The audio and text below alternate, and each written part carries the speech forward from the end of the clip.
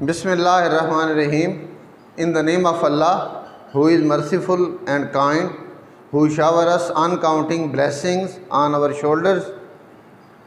تعریف اس خدا کی ہے جس نے تمام جہان کو پیدا کیا اور اس میں رنگینیاں پیدا کیں.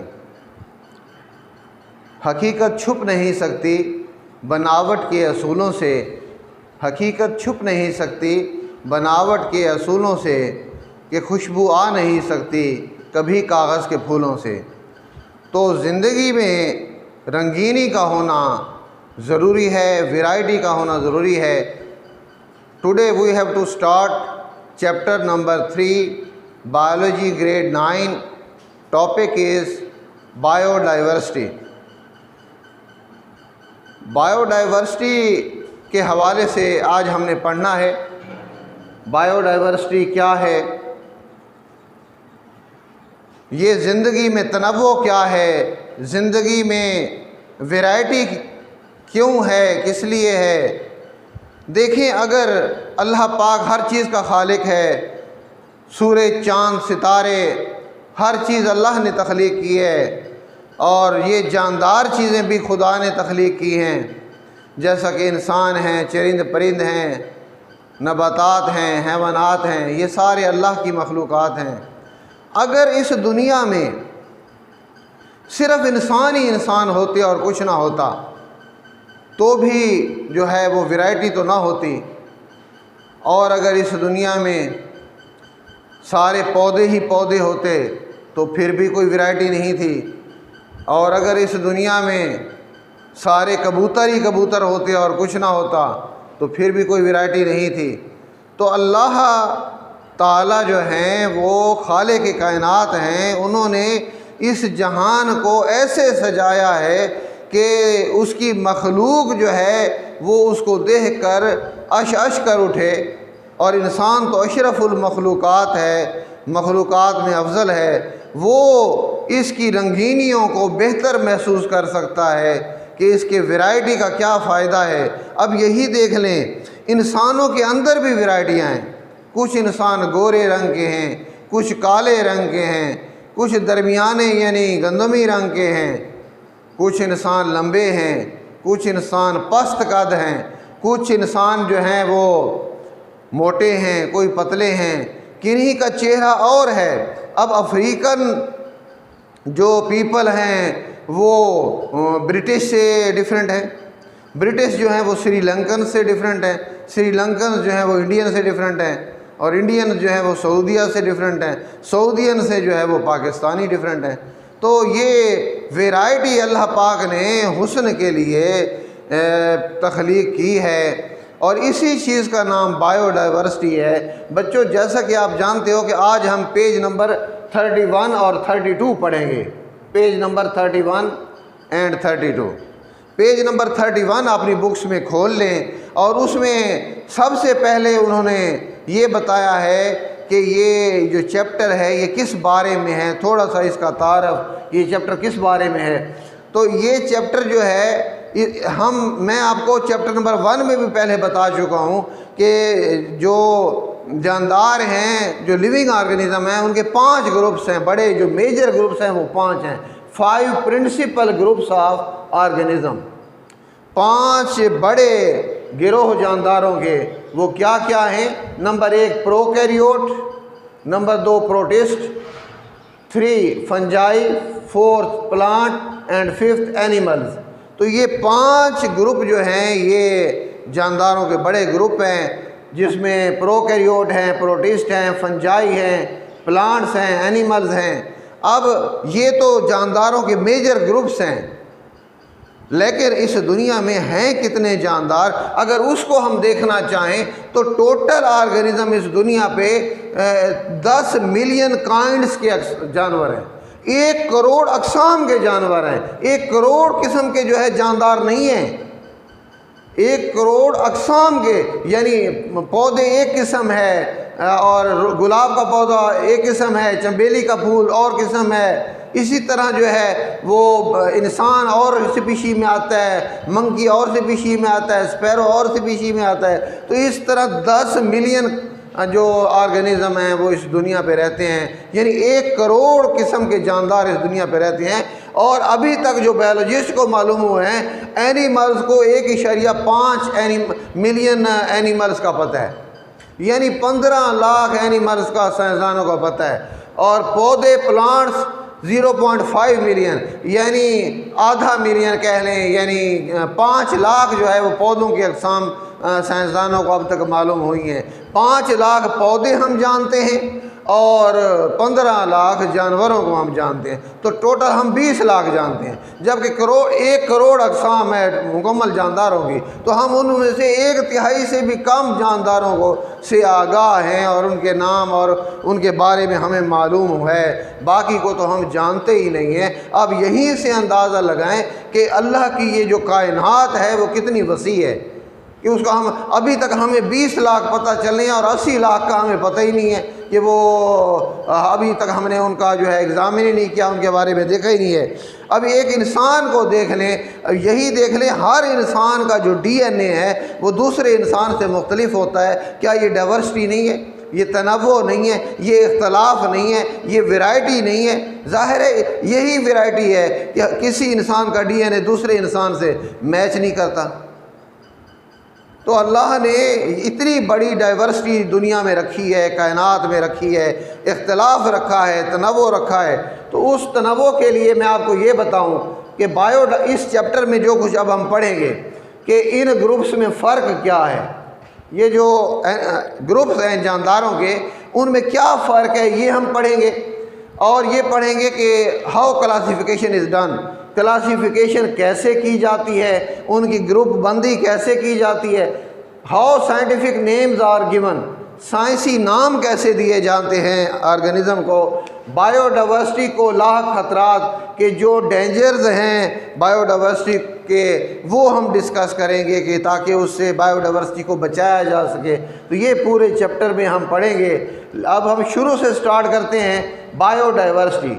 بائیو مینز لائف، بائیو کا مطلب ہوتا ہے زندگی، and diversity means variety within species and among species.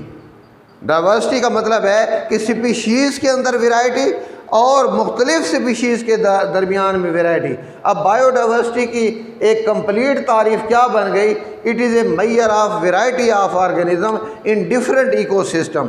یہ ڈفرینٹ جو ایکو سسٹم ہیں ان میں جانداروں کی ویرائٹی کو بائیو ڈائیورسٹی کہتے ہیں۔ اب ایکو سسٹم مختلف ہیں، کوئی جو ہے پانی والا آبی ایکو سسٹم ہے، کوئی جو ہے لینڈ ایکو سسٹم ہے، کوئی ڈیزرٹ والا ایکو سسٹم ہے، کوئی پانڈ والا ایکو سسٹم ہے۔ تو یہ ڈیفرنٹ ایکو سسٹم میں جانداروں کی جتنی ویرائٹی ہے اس کی پیمائش کرنا، اس کو کہتے ہیں بائیو ڈائیورسٹی۔ تو بائیو ڈائیورسٹی دراصل جو ہے جانداروں کی ویرائٹی کا نام ہے، ان کے تنوع کا نام ہے، ان کے جو اسی وجہ سے یہی تو فطرت کا حسن ہے کہ مختلف قسم کے یہاں جاندار ہیں، مختلف قسم کے پودے ہیں، مختلف قسم کے جانور ہیں۔ تو اب ہم شروع کرتے ہیں کہ یہ فلورا کیا ہے۔ آپ کے پیج نمبر 31 پر انہوں نے بتایا ہے کہ یہ فلورا کیا ہے۔ فلورا جو ہے ڈائیورسٹی آف پلانٹ جو ہے اس کو فلورا کہتے ہیں، ڈائیورسٹی آف پلانٹس کو فلورا کہتے ہیں، اور فانا ڈائیورسٹی آف اینیمل، جانوروں کی ویرائٹی کو فانا کہیں گے اور پودوں کی ویرائٹی کو جو ہے فلورا کہیں گے۔ اس کے بعد ہم نے دیکھنا ہے کہ یہ جو بائیو ڈائیورسٹی ہے یہ ناٹ ڈسٹریبیوٹڈ ایونلی، کہ اس کی تقسیم ہر جگہ یکساں نہیں ہے، کہیں زیادہ جاندار ہیں دنیا میں، کہیں کم ہیں، ہر قسم کے خطے، علاقے، ریجن موجود ہیں۔ اب آپ دیکھ لیں کہ ایک علاقوں کو ہم کہتے ہیں ہاٹ ٹراپکس۔ یہ ہاٹ ٹراپکس کیا ہیں؟ یہ گرم مرطوب علاقے ہیں، یعنی انتہائی گرم علاقے ہیں، یہ ہاٹ ٹراپکس کہلاتے ہیں۔ اور یہ ریچسٹ ان ٹراپکس بائیو ڈائیورسٹی ہے کہ بائیو ڈائیورسٹی جو ہے ان گرم ترین علاقوں میں سب سے زیادہ ہے، پلانٹس بھی زیادہ ہیں، اینیملز بھی زیادہ ہیں، ہر طرح کی سپیشیز زیادہ ہیں، اور ٹیمپریٹ ریجن میں مینی سپیشیز پائی جاتی ہیں۔ جو معتدل علاقے ہیں وہاں جو ہے وہاں بھی بہت ساری اقسام جو ہے ملتی ہیں آرگنزم کی۔ اور پھر اس کے بعد آتے ہیں پولر ریجن، ایسے علاقے جو برفانی علاقے ہیں، جو قطبین ہیں۔